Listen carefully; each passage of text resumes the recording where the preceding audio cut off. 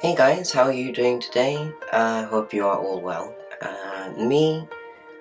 I have some things on my mind I'd like to get off. Let's start with a story. About August last year, it was my uncle's wedding. I was best man along with a few of my other relatives. We were all best men. So I went to the wedding, and um, yeah, we all looked pretty good.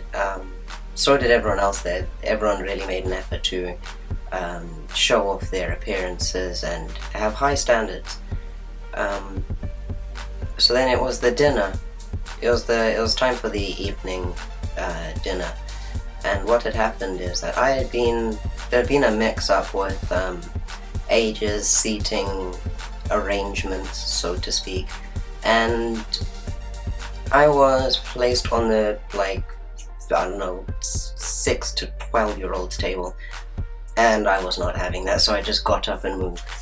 And I sat with my cousins. There were only 3 of us from my family. The rest were from the bride's family.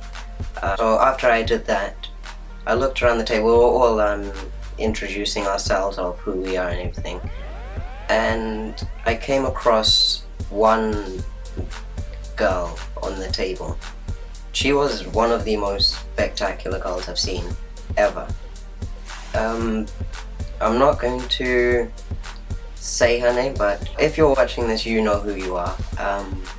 She took my breath away, and things moved really quickly that evening, vis-a-vis how I felt about her. And then the next day, the evening I thought went pretty well. We were talking, laughing, texting, dancing, all the type of things you may not text at a wedding, but all the other type of things you do at a wedding. And the next day, it plummeted from there. The texting stopped, talking stopped, and it just kept like that. The only way I heard from her or had any signs that she was still acknowledging the way I was alive was through Instagram and having the occasional like on a picture or something like that. And then moving ahead a few months, I found her on Twitter, and so we were direct messaging then, and even then it was quite slow and quiet. And what I learned from that, or what I thought I would have learned from that, was don't pour your trust into people too quickly without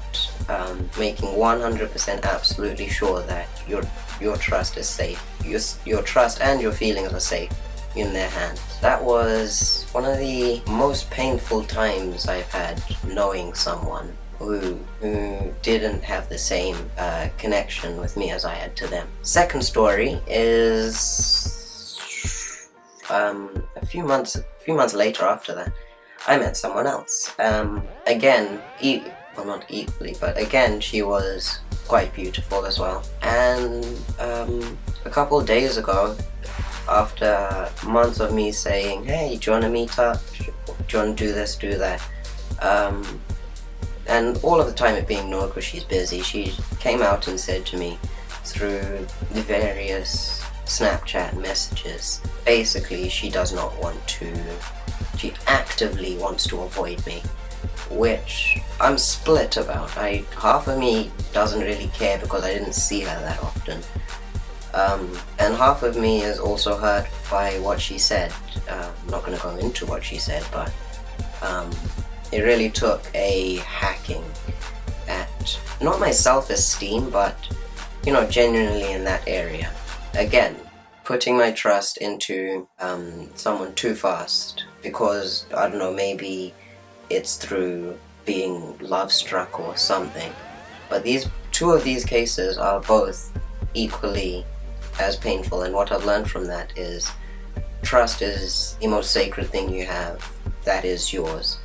There's other things depending on genders, but you can't give your trust out to everyone and think they'll just cherish it, because they won't. I mean, even if you say you trust your family wholeheartedly and completely, that's probably not.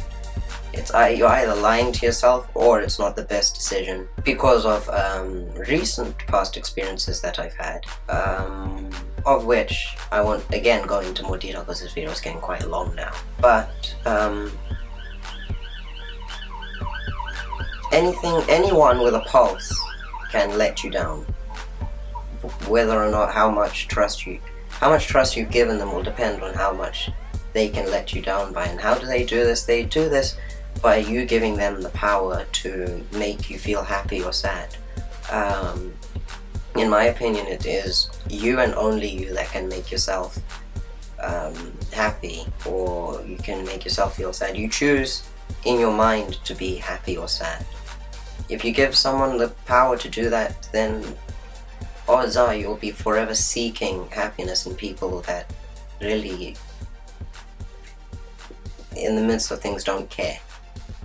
So that has been my purge of things on my mind for today. Yeah, so I will catch you guys in the next one.